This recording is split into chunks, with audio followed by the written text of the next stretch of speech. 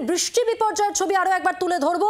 খোলা রাস্তায় আশ্রয় নিয়েছেন এলাকার বাসিন্দারা, তার কারণ এই মুহূর্তে তারা সর্বস্ব খুইয়েছেন আপাতত, তাই তাদের রাস্তাতেই রাত কাটাতে হচ্ছে। খোলা রাস্তায় আশ্রয় এলাকার বাসিন্দাদের, সেই সঙ্গে কিভাবে পর্যটকদের উদ্ধার করা হচ্ছে জেসিবির মাধ্যমে সেই মুহূর্ত আপনাদের তুলে ধরছি।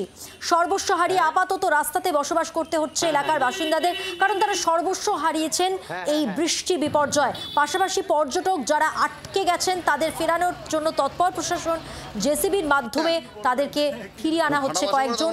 সেই মুহূর্তের সাক্ষী আপনারা দেখতে পাচ্ছেন সেই ছবি। সকাল 11টায় জলদাপাড়ার অভয়ারণ্যে যারা গেছিলেন, যে সমস্ত পর্যটকরা ছিলেন, তাদের এভাবেই উদ্ধার করা হয়।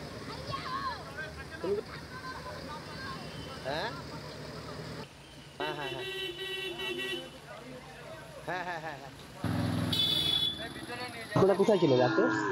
এই এখানে ছিলেন? হ্যাঁ, মানে গবাদি পশু গরু ছাগল ওইখানে বাইরে একসাথে সব। হ্যাঁ, ঘরে এখানে জল ভর্তি ছিল, জল ছিল ঘরে। কি চাচ্ছেন এখন? কিছু দিবেন সাহায্য সরকার থেকে। বাড়িতে জল ঢুকে গেছে, বাড়িতে পুরো জল, বিছানা টিছানা কাপড় চোপড় সব ভিজা। আজকে তো জল, হ্যাঁ রোদ তো নাই, কাপড় চোপড় সব ভিজে গেছে। জলপাইগুড়ি সদর ব্লকের হরিয়া গ্রাম পঞ্চায়েতের অধীন সুকান্তনগর কলোনি, আর ঠিক তিস্তা নদী সংলগ্ন এই যে গ্রাম, পুরো গ্রাম কিন্তু প্লাবিত হয়ে গেছিল এই তিস্তার জলে। আর কিছুটা জল কমায় তারা কিন্তু কিছুটা হলেও আজ ঘরে ফিরছে। এভাবে তাঁবু টানিয়ে মানুষজন কিন্তু রাস্তার উপরে ছিল। শুধু তাই না, মোটর বাইক থেকে শুরু করে সমস্ত গবাদি পশু তাদের কিন্তু এই জায়গায় তাদের আস্থানা ছিল। এই মুহূর্তে সকাল থেকে বৃষ্টি হলেও মাঝে মাঝে বৃষ্টি হালকা থেকে মাঝারি এবং বিক্ষিপ্তভাবে বৃষ্টি হচ্ছে।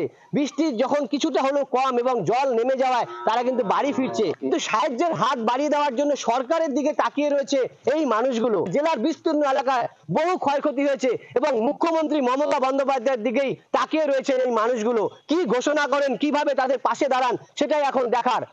জলপাইগুড়ি থেকে প্রদ্যুৎ দাস, জি 24 ঘন্টা। উত্তরে ভয়াবহ বিপর্যয়। জলদাপাড়া জাতীয় উদ্যান বন্ধ রয়েছে, সাময়িকভাবে বন্ধ করা হয়েছে এই জাতীয় উদ্যান। পর্যটকদের জন্য জলদাপাড়া জাতীয় উদ্যান বন্ধ। আর সেই সঙ্গে যে ছবি একটু আগেও আপনাদের দেখাচ্ছিলাম, পর্যটকদের জেসিবি দিয়ে উদ্ধার করে বন দফতর।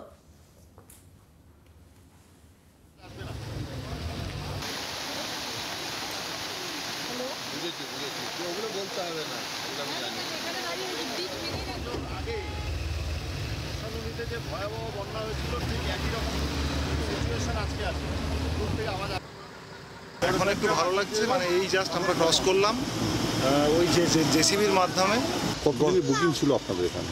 আজকেই আমাদের বেরোনোর কথা ছিল, কিন্তু গতকাল থেকে আমাদের যা সিচুয়েশান ছিল বেরোনোর কোনো অবস্থা ছিল না। অনলি ফরেস্ট ডিপার্টমেন্ট থেকে গতকাল 4 জন ক্রস করতে পেরেছে। আমরা গোটা লজে প্রায় 25-30 জন আটকে ছিলাম। সেই 25-30 জনকে হাতির পিঠে চেপে দুজন করে পার হওয়া সম্ভব ছিল না, এবং ফরেস্ট ডিপার্টমেন্ট থেকেও কোনো সাপোর্ট পাওয়া যায়নি। কোনো ডিপার্টমেন্টের কোনো অফিসার এখানে কিন্তু প্রেজেন্ট নেই। জলদাপাড়া জাতীয় উদ্যান এক গন্ডারের বাসস্থান হিসাবে পর্যটকদের কাছে সবচেয়ে আকর্ষণীয়। গতকালই প্রাকৃতিক দুর্যোগের সময় কিন্তু প্রায় শতাধিক পর্যটক রাজ্যের পর্যটন দপ্তরের ট্যুরিস্ট লজে ছিলেন। হঠাৎ করেই এক হরকা বানে হলং নদীর জলের স্রোতে ভেঙে গিয়েছে এই শতাব্দী প্রাচীন বন দপ্তরের কাঠের সেতুটি।